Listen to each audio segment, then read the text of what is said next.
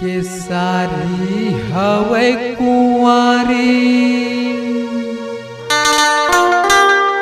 दिखत है 16 साल के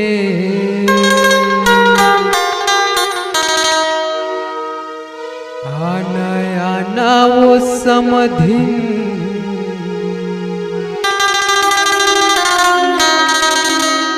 पटा हूँ मैं तोला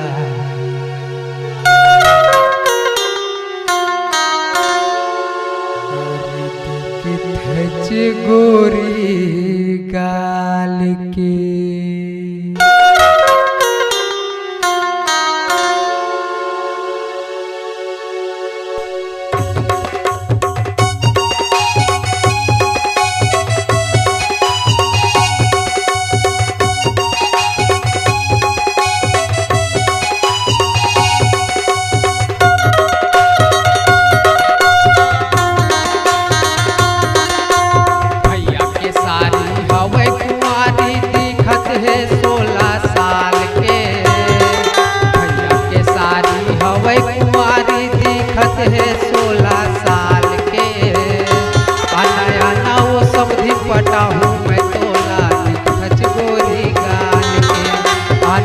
पटा हूँ मैं तोला दिखच गोरी गाल के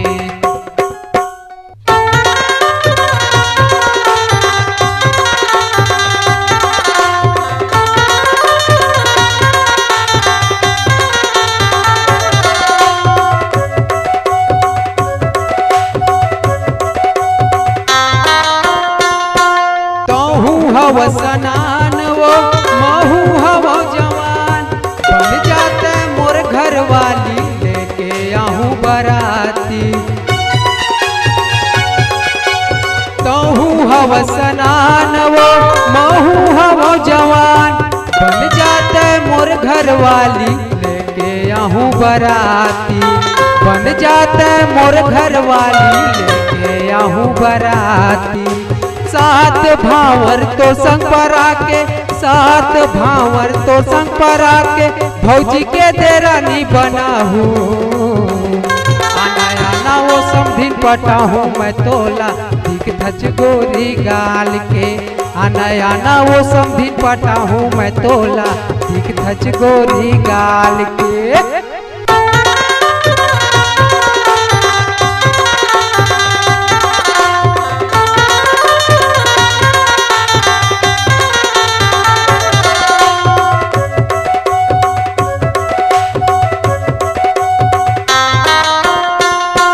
कर ले शादी वो पंचा सुवारी आजा मोर दुआरी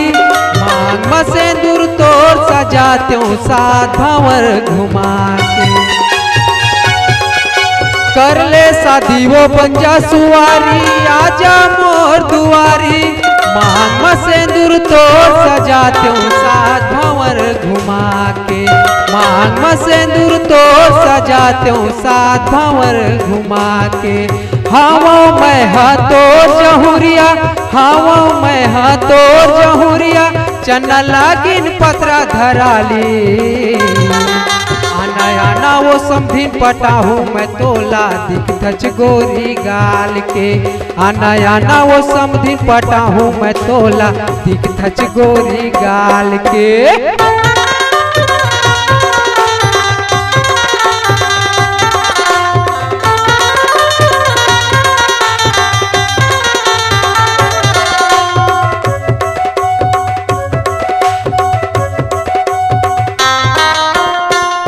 साल के तोर उम्र है जवानी के मजा उड़ा ले ज्यादा झंतर साना वो समधिन नियत गड़ गे है ईमान से 16 साल के तोर उम्र है जवानी के मजा उड़ा ले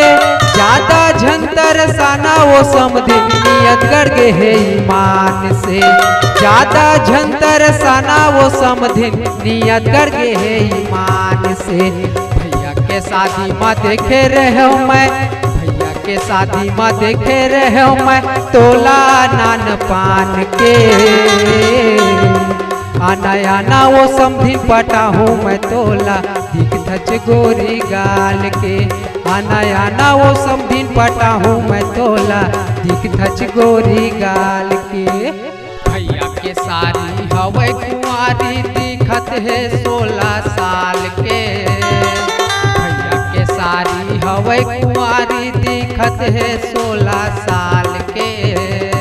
आना आना वो समधिन पटाहूँ मैं तोला दिख धच गोरी गाल के। आना आना वो समधिन पटाहूँ मैं तोला दिख धच गोरी गाल के।